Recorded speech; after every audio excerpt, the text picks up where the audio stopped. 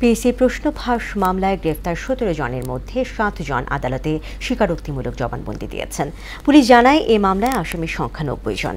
বিশেষজ্ঞরা বলছেন এই অপরাধে জড়িতদের বিরুদ্ধে কঠোর ব্যবস্থা না নিলে পিএসসির ওপর বিশ্বাস হারাবে জনগণ। কাজী ইহসান বিন দিদারের প্রতিবেদন।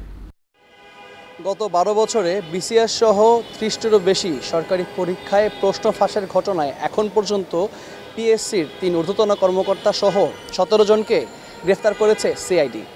এ নিয়ে একটি মামলা দায়ের হয়েছে। মামলাটি দায়ের হয়েছে পল্টন থানায়। পিএসসির ২ উপপরিচালক আবু জাফর ও জাহাঙ্গীর আলম, সহকারী পরিচালক আলমগীর কবির ছাড়াও প্রশ্ন ফাঁস কাণ্ডে জড়িত সংস্থাটির চেয়ারম্যানের সাবেক গাড়ি চালক সৈয়দ আবেদ আলী জীবন ও তার ছেলে।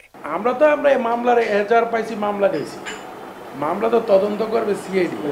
ধৃতদের মধ্যে আরও আছেন পিএসসির ১১ কর্মচারী, শহীদ সরওয়ার্দী মেডিকেল কলেজ হাসপাতালের মেডিকেল টেকনিশিয়ান এবং নারায়ণগঞ্জ আঞ্চলিক পাসপোর্ট অফিসের নিরাপত্তা প্রহরী। পিএসসি আইনে পল্টন থানায় সিআইডির করা মামলায় নামীয় ৩১ জন সহ মোট আসামি প্রায় ৯০ জন। অপরাধ বিশেষজ্ঞরা বলছেন, সরকার এ বিষয়ে কঠোর ব্যবস্থা না নিলে পিএসসি এবং সরকারি চাকরির নিয়োগ প্রক্রিয়া নিয়ে সাধারণ মানুষের মধ্যে আস্থার সংকট তীব্র হয়ে উঠবে। যারা এইভাবে নিয়োগ পেয়েছেন, যারা অভিযুক্ত, তাদের কাছে তাদের তালিকা আছে অথবা তারা চেনেন, তাদের কাছ থেকে তথ্য নিয়ে এদের বিরুদ্ধে বিভাগীয় পর্যায়ে যে ব্যবস্থা গ্রহণ করা, সেটি গ্রহণ করা প্রয়োজন।